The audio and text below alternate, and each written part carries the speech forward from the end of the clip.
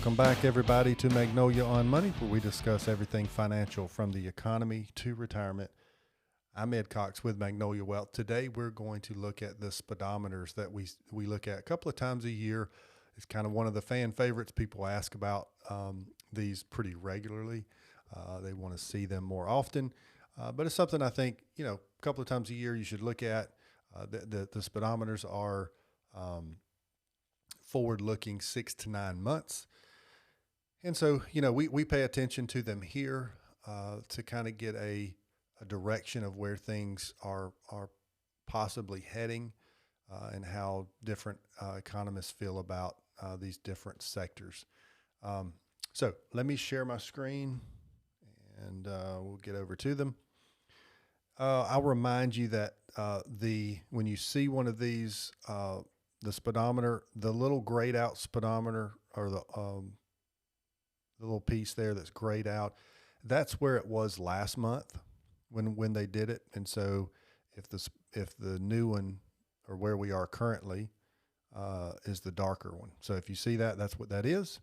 And then down here at the bottom, you can see where impact on investment, positive, neutral, or negative. So how is this going to impact our investments as investors? So overall, the indicators are improving. Looks like the rate hike cycle we're going to say it's over. We've gotten some data that may say they could, another rate hike is not out of the question, but probably not going to happen.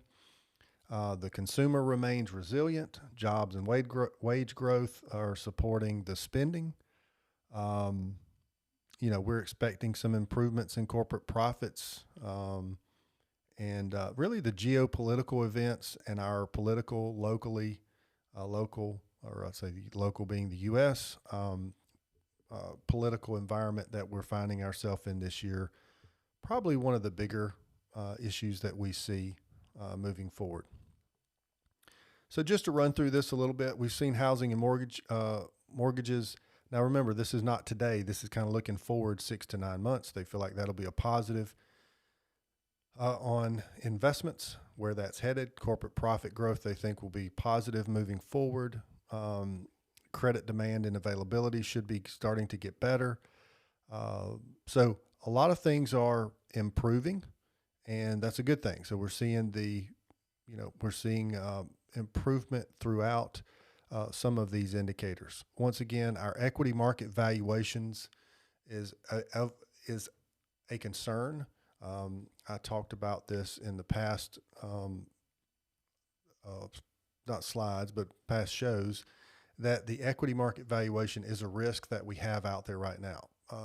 There's parts of the market that have been kind of overvalued, and so we're watching that to see how that's going to affect the overall markets if we have a pullback in those sectors that have been kind of overvalued, or will the economy come up and meet those valuations and we continue on with their upward trend. Geopolitical risk, of course, we have wars going on, a couple of war fronts, which is our negative kind of outlook there. They can affect investments by, a pretty good bit. So overall, I guess the theme would be in most sectors or most indicators, we're about the same or getting better.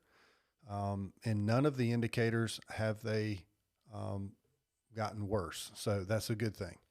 We will continue to monitor these, and I'll come back and share this maybe 3 or 4 months from now. We'll see where we are, see how these indicators panned out.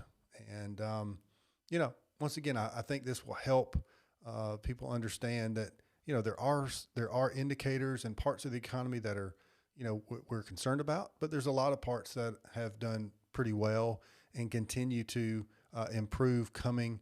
I keep going back to COVID. I don't want to, that always to be our benchmark. But right now, with the money that was put into the economy during COVID, our money supply really got out of hand, and we're trying to get that back into more of a manageable and normalized range. So as always, I hope this helped. God bless. Y'all have a great week, and we'll see you soon. Take care.